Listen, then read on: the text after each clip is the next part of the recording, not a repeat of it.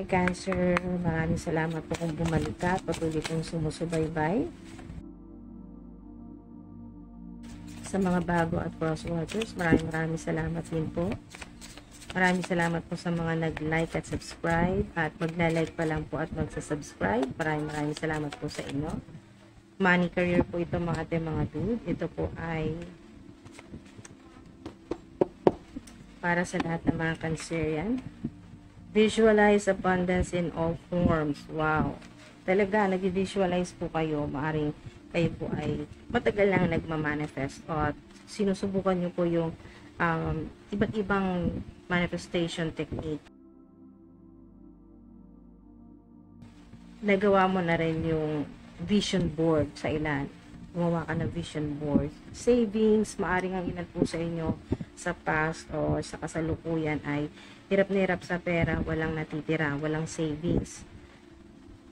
O kaunti lang po yung savings po ninyo at yun po yung gusto po ninyong magbago, yun yung minamanifest ng ilan sa inyo na makapagtabi, makapag-ipon na para sa iyo at para sa mga mahal mo sa buhay, sa pamilya mo, sa family members, sa iyong anak, kung meron ka ng anak or mga anak. So, cooperation instead of competition. Wow! Dahil ang ilan po sa inyo, mapa social media man po or hindi, ang ilan ay nasa public eye, ang ilan naman po ay hindi, ano man pong klaseng trabaho o part-time job, lagi na lang merong competition. Laging ang tingin sa'yo ay kakompetensya. Alright? So, ang sinasabi dito ay sikapin mo na huwag magpa-apekto sa mga competitors. So, ang sinasabi dito ay cooperation instead of competition. What's yours is yours and no one can take it from you. There's no need to compete. As there's an abundance for all, you have complete access to unlimited abundance for yourself and to share with others. With cooperative partnerships, you can accomplish anything. So, ang maganda dito mga dude, meron dito na nakikita ko na kailan lang or dati ang tingin sa'yo talaga ay mahigpit na kakompetensya. Pero magugulat ka, maaaring isa siya sa mag-alok sa'yo ng collaboration, mag-offer sa'yo ng partnership or business partnership or kung sa internet or sa platform ay makipag-collab sa'yo. Kasi ikaw nakita ko dito ay hindi ka nakikipagkompetensya. Kasi alam mo na, bakit ka makikipagkompetensya na alam mo naman na ang Divine Universe ay unlimited o infinite ang kayang ibigay na abundance sa lahat. Mga dude, alam mo na walang limitasyon ang lahat ng gustuhin mo at sa dami ng natatanggap mo. Kasi sobrang, ngayon pa lang, ang ilan po sa inyo hindi pa ganun ka rich or hindi pa milyonaryo, hindi pa bilyonaryo or milyonarya, pero pakiramdam mo ay napakaswerte mo, sobrang blessed mo at highly favored ka kasi lahat ng gustuhin mo naman, lahat naman ng manifestation mo o hindi nga ganun kabilis pero ngayon nakikita mo na nagmamanifest na isa-isa, pa-isa-isa nagmamanifest na at ang ilan po sa inyo ay yung abundance na natatamasa po ninyo sa ngayon, yung prosperity o yung swerte sa pera o sa career po ninyo o creative projects ay naibabahagi mo na rin sa iba dahil nga maganda yung intention mo na gusto mo ay mag-share, makatulong. Ano man po yung ginagawa po ninyo o trabaho po ninyo. Nakikita ko rin dito ay ang ilan talagang sigurado ka na kung ano yung sa'yo, wala talaga makakaagaw. Yan sa'yo yan. Binigay yan sa'yo ni God na trabaho o career o creative projects. Si God ang nagbigay sa'yo yan. Kaya wala talagang makakakuha niyan. Siya lang din. Kung gusto niya nang bawiin sa'yo. Si God lang talaga. Wala nang mas makapangyarihan kay God sa Divine Universe, sa Source. Kaya mga dude, ang ilan po sa inyo ay maaring may nagkaroon kayo ng malaking realisasyon na talagang kahit anong gawin ng mga enemies o ng mga haters po ninyo, ito yun what's yours is yours and no one can take it from you. Lalo na yung mga kakompetensya po ninyo. Nakikita ko rin dito yung nasa public eye o kayo po ay public influencer. Talagang matindi ang competition. Pero para sa iyo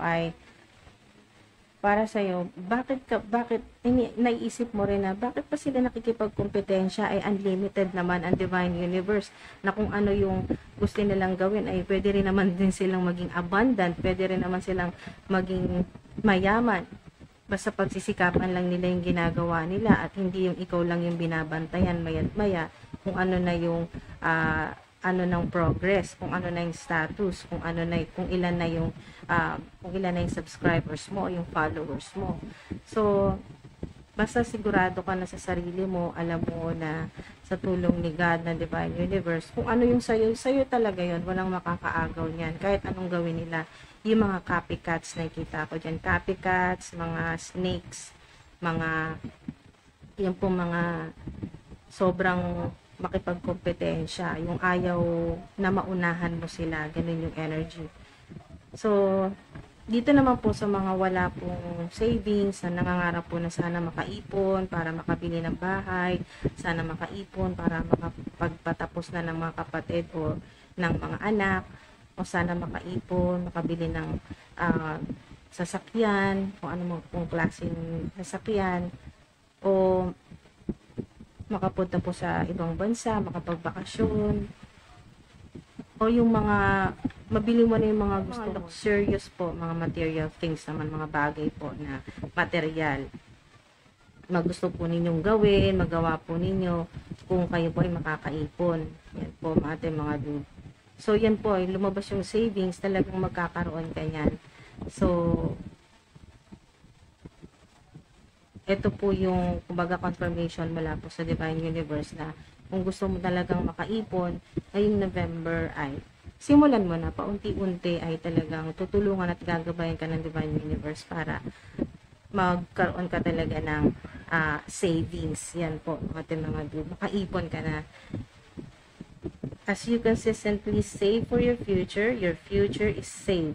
You do your future self a big favor as you consistently set aside present funds. So, kung sisimulan mo daw po ngayong November, dapat hindi pa hinto-hinto. Kahit na magsisimula ka lang ng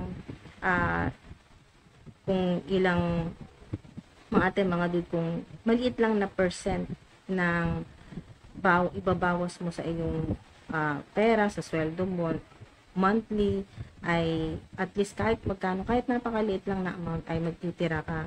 Pero itutuloy-tuloy mo yun, monthly.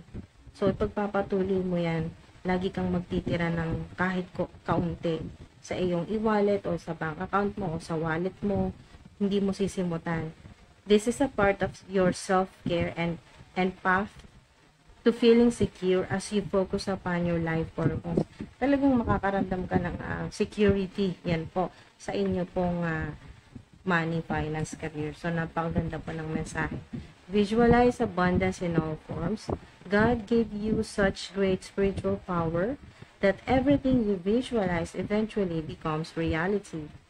O, di ba ito yung sinabi kanina na kung ano po yung minamanifest po ninyo, maaring ilang taon na, ilang buwan na, at naiinip ka na rin, bakit parang walang nangyayari. Unti-unti na po nagmamaterialize, nagkakatotoo na po yung inyo pong mga manifestation. So, marirealize nyo rin po yan mga dude, na hindi sayang yung ginawa po ninyong mga kung ano-ano man pong sinubukan ninyo na visualization, yan po, yung vision board, yung ginawa po ninyong manifestation. Yan po, hold a steady vision of that which is beautiful, helpful, positive, and filled with blessings, and that is what you will experience. So, basta mga dude, lagi po ninyong gagamitin, no? Yung positive energy. Pag kayo po yung mag-visualize o yung kayo po ay magmamanifest. Yun po, yung positive, helpful, so magandang kalusugan, yung kayo po ay magkaroon ng kagandahan o kagwapuhan na hindi madaling mahula, so hindi madaling matanggal mga dude. Talagang yung sinasabing eternal beauty, ganyan po. O yung kagandahang panloob at panlabas, yan po. Napakaganda. At mga blessings, mga maraming blessings at miracles po yan. Kung ano man po yung gusto po ninyong i-manifest. So, maaring ang ilan po sa inyo nakikita ko yung gusto po ninyong makapag-ipon para po ma-enhance po ninyo yung inyo pong physical appearance, ganyan po mga ating mga dude.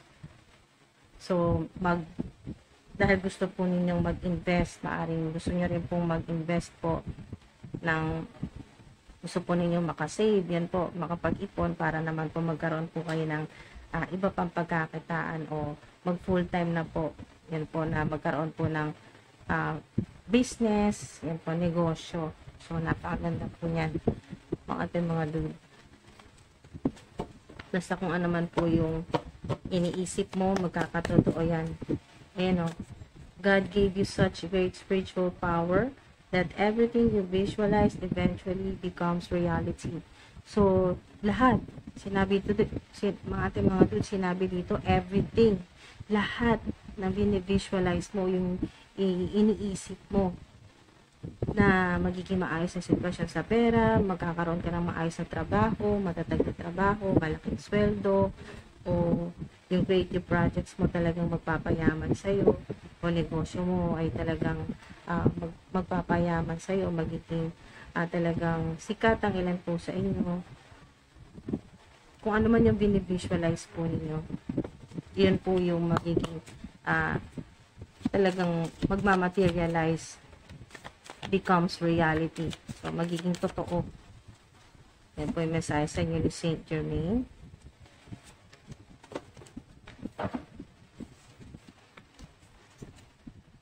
You cried so many times in private or silence. God is blessing you in public. Success, infinite abundance. Wow, sobrang synchronized. Wow, infinite abundance. Ito po yung mga dude. Unlimited abundance for yourself and to share with others. At ang ilan naman po ay nasa social media, no? Lalo po kung i-bless, lalo po kayong bibigyan ng maraming blessing ng Divine Universe. Ito po yung success, infinite abundance, prosperity. Dahil ang ilan po sa inyo ay, lalo na sa mga nasa public eye o social media influencer, maraming beses ka nang umiyak, nang tahimik lang. Ay, si God lang ang nakakita sa iyo. Ang Divine Universe lang nakakita sa iyo kung paano ka pahirapan ng mga enemies, ng mga haters mo sa public. Yan po. So, ibibless ka, lalo kang pasisikatin ni God, lalong magiging abundant o successful ang iyong social media platform. At talaga nakikita ko na magkakagulo yung mga lalong magagalit at manggagalaiti yung mga enemies, haters mo, dahil talagang God is blessing you in public. So, sa ayaw man nila, sa ating mga dude, yung mga enemies, haters po ninyo, sa ayaw man nila o sa gusto, ay talagang makikita nila yan kasi sa public ka i-bless ni God, facing your fears. Yan po. Kung ano man po yung takot po ninyo na pwedeng mangyari, magka-problema ng matindi sa pera, ay ang nakikita ko dito ay mas magiging confident ka na, at talagang mas malakas yung trust mo o yung faith mo kay God, sa Divine Universe, na hindi, iisipin mo talaga na pag sobrang sabay-sabay na yung problema mo sa pera, isipin mo talaga na, naku, hindi naman ako pababayaan ng Divine Universe. Hindi naman niya ako bibigyan ng problema kung hindi ko kaya. So, ganun po yung iniisip ng ilan, na hindi ka na matatakot. Wala nang takot dito kasi harapin mo na talaga. Harapin mo yung problema sa pera, harapin mo kung anong chaos o conflicts na dumating sa iyo ngayong November, o ito yung nangyari na maaring last month, nung ito pong nakaraang buwan, ay marami kang naging problema sa pera o problema din po sa tahanan o sa trabaho na may connection po sa pera. Lahat ng takot mo ay haharapin mo yan ngayong November. Napakaganda po ng energy kasi nandito na yung tapang mga ating mga dude, na hindi ka na matatakot. Hindi ka na matatakot sa mga enemies, sa mga haters mo na mga nagbabanta kung ano yung gagawin sa'yo na paninira or kung ano man to na negative energy or evil energy. Low energy nakita ko dyan. A very bad or toxic woman, feminine energy did this to you. So, meron pong money black spell. Meron pong gumawa sa inyo. Maaring ito ay kasi woman o feminine, babae or mas may edad sa'yo, older or mother figure o pwedeng i-adjust nyo po yung sitwasyon po ninyo kung sino man po itong babae na tinutukoy dito. Pwede pong nasa bloodline po ninyo. Maaring family member o kakilala, katrabaho.